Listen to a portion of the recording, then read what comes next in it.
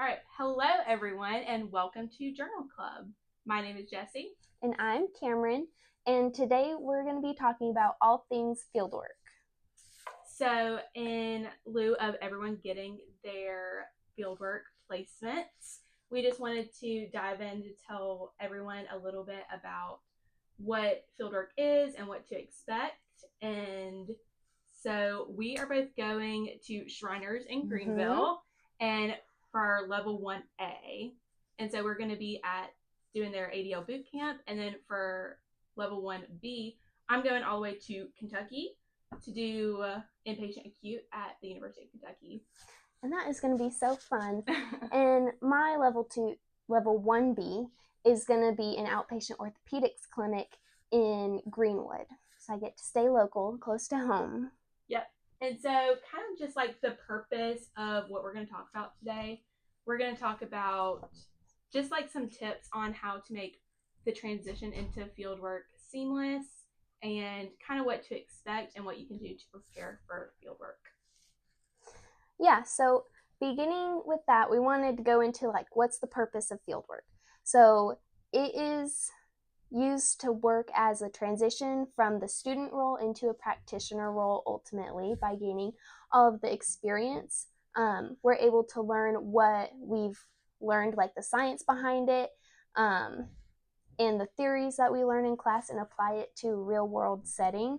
And so like I feel like that since like we're both going to be working with peds for our level 1 and just coming from peds class, we're going to be able to apply what Dr. Boone taught us and really get to see hands-on like what working in that inpatient hospital setting for children will look like.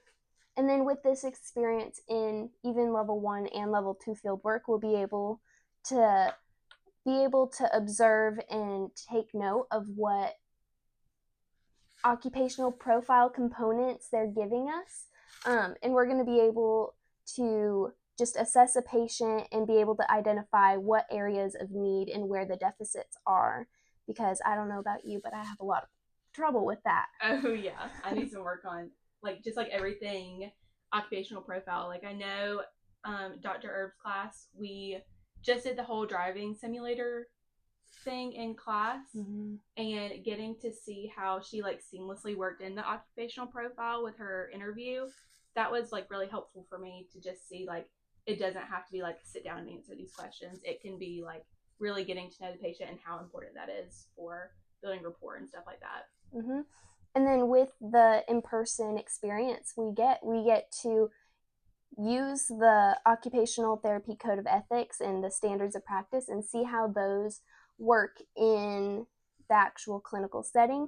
And then ultimately, maybe not ultimately, but an exciting part of fieldwork is you can find potential places of employment if you like where you're at. So that's a really huge perk because ultimately that's what we're here for, is to find our careers that we love. And something that I am really looking forward to fieldwork is not only like looking for potential places of employment, but like different fields. Like I'm still kind of up in the air on like what I want to do. So I'm really going to take this as like an experience to learn about the different places that we get to go to and really just figure out what I want to do. Yeah. But so our level 1 fieldwork is coming up in the summer, and then is it September? Yes, it is September. So we know that level 1. You could share the good news. Exciting news. Oh, yes. Dr. Turner just sent us an email about the potential to go to Belize for level 1B. Yes. So in the fall. So that is an opportunity that everyone needs to definitely go and look at. But we know it occurs during didactic work. So like Camryn said, this is like our time to use what we're learning right now and apply it directly. So be taking notes and think about what you can use during your fieldwork. It's an introduction into fieldwork experiences, and so it lets you apply the knowledge, and it helps you develop clinical personality, and then application of selected aspects of the occupational therapy process. So it just lets you learn more about what we're going to be doing day to day and how you can learn and grow in those experiences. Yeah. And then level 2 field work, we know that's 12 weeks. We've got a fall and a summer rotation of that. I hope I said 12, not 2. I meant 12. But the goal of that one is to become an entry-level practitioner by using all of our knowledge that we've gained with a more in-depth and hands-on experience. And then we're also going to be able to see more like how a clinic is managed and what the leadership roles there are, because eventually we're going to be the people in those roles. So it'll just be a good introduction all around to the different aspects of the clinical setting or in a hospital setting, wherever you end up. And I think like the way they have it set up is by the end you're basically having like the whole caseload. Yeah. And so I think that will be helpful to really to learn a lot about yourself and like your time management skills and like the preparation needed for day-to-day experiences. I can go into the predictors of success for field work, but right after this.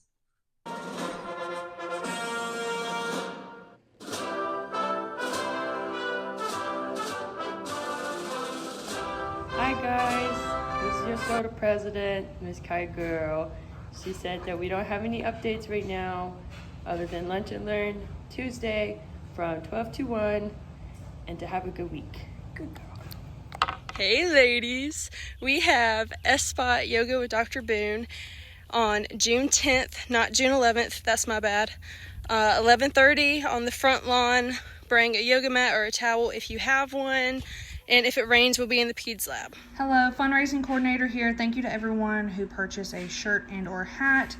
They are in the process of being created and will be here soon. Make sure you make your payments out so that whenever they arrive, we can pass them out easily. And lastly, thank you to everyone who participated in the Crave fundraiser. We had a great turnout and I'm looking forward to our next fundraising event. Yeah, I'll let them know.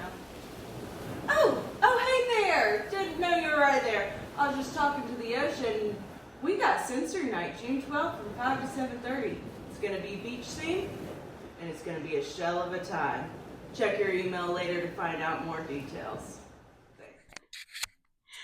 All right, welcome back, and thank you for listening to our brief advertisements. So I'm going to get into the predictors of success while we're in fieldwork. The first article, not the first article I found, but an article I found by Wang in 2023 kind of gave a bunch of different characteristics of what different educators and fieldwork coordinators, I guess, have said to be beneficial with students. So the first one of those being older age.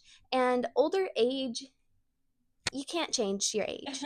But what they were trying to get at is how with older age, people tend to have better communication with their clients and their families. So that is going to be a big predictor or a good like measure of maybe like how successful you can be. And then I think that also comes with like maturity, like not just like being older in age, but maybe being older and like maturity level will be beneficial for you as you navigate through field work. Yes. And then the next one is going to be your GPA. Now, if you don't have a super stellar GPA, that is perfectly fine because it's not your GPA is going to define how well you do in fieldwork. They're trying to get at people with higher GPAs tend to have better time management skills, better study habits, and they have more motivation. So those are the characteristics that we need to hone in on and really just perfect so that we can have a better experience with fieldwork. And then the next one I found pretty surprising, which was anxiety.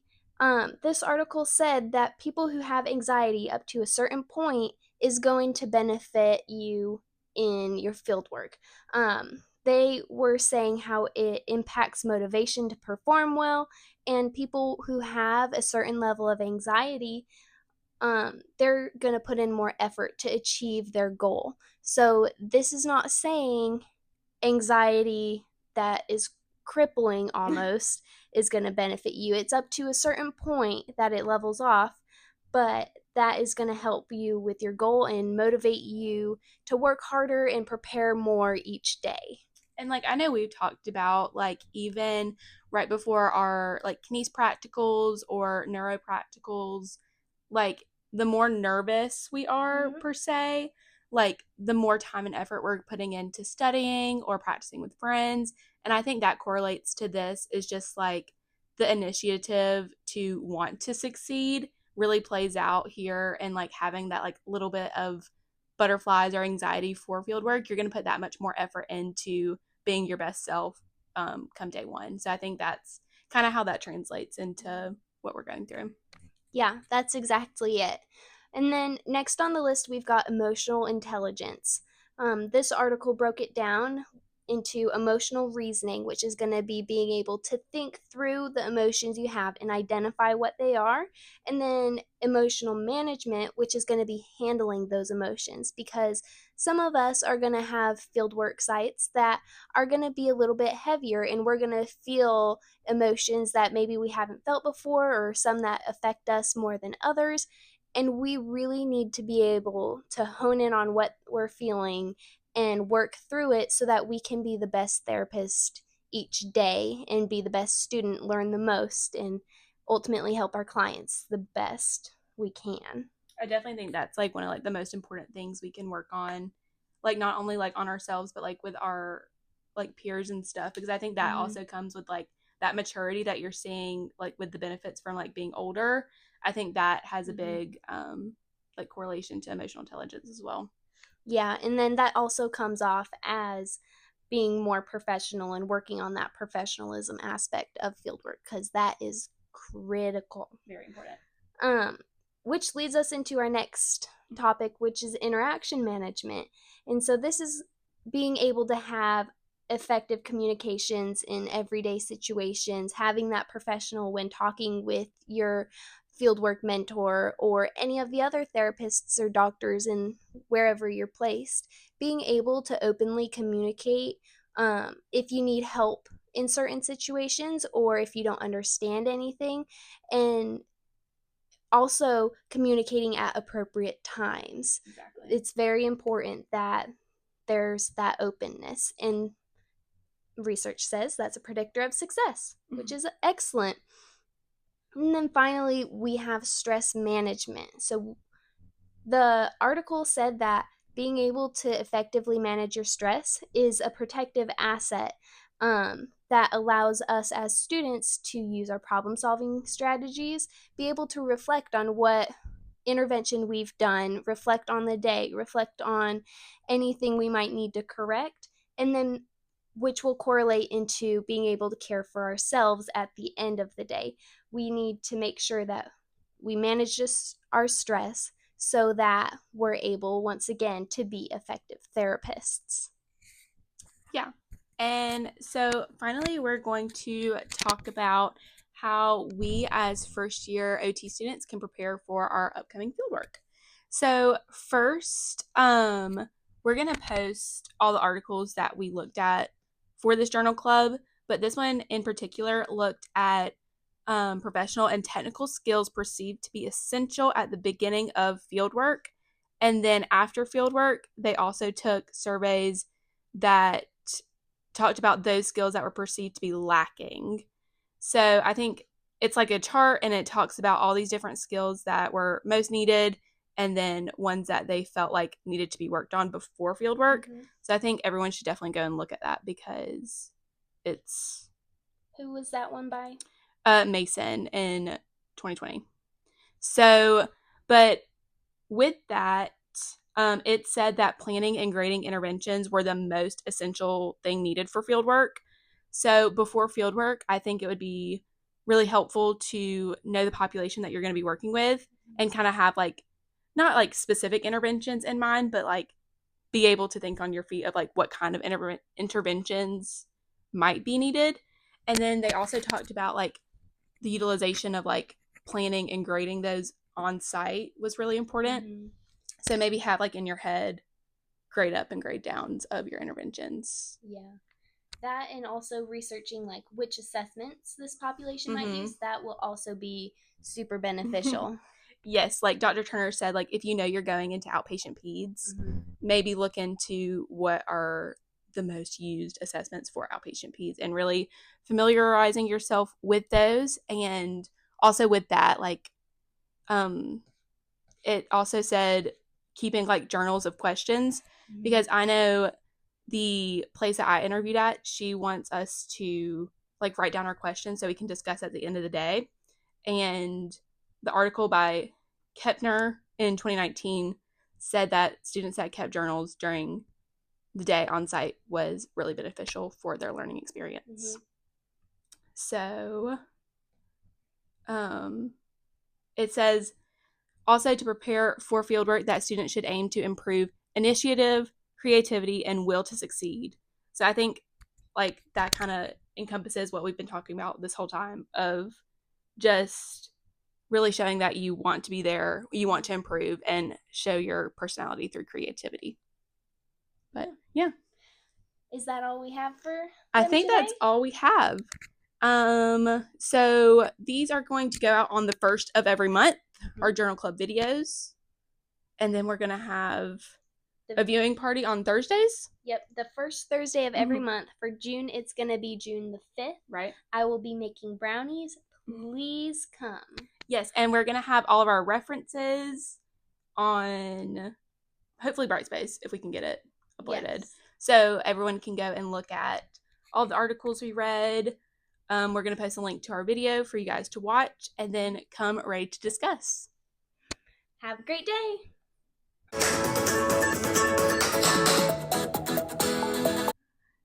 So should we take off our shoes? You can't see our feet. I can bring my feet up. No, stink us out of here, Camryn. Okay. Should I say like welcome back?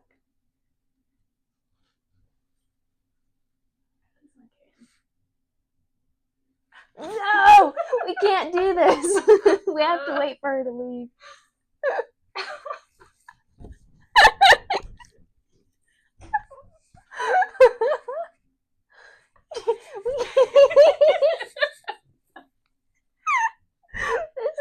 This is a private affair.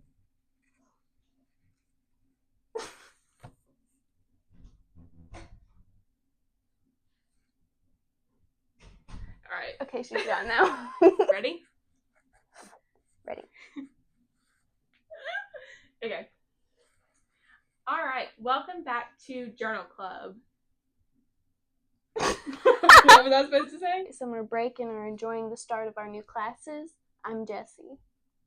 My name is Jessie. And I'm Camryn. And we are going to Jessie, I can't. Camryn, we have to do this.